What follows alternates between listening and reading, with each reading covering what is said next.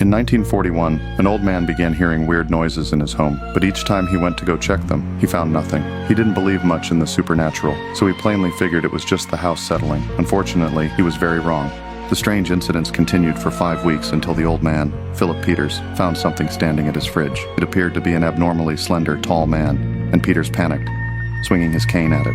However, the intruder swung back, knocking him to the ground. He then continued to bludgeon Peters until it was clear he was no longer alive.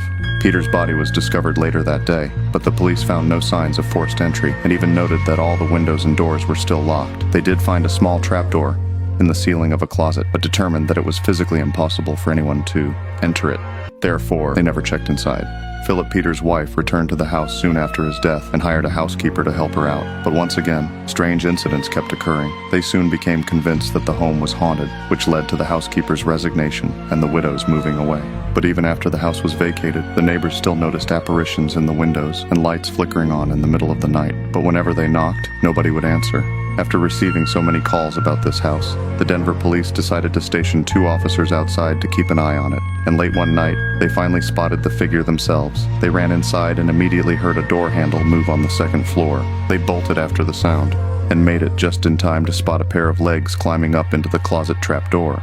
They reached inside, caught the man by his legs, and yanked him back out. The man's name was Theodore Coneys, and he'd come to be known as the Denver Spider-Man. He confessed to the murder of Philip Peters and admitted to living in the attic for roughly 9 months.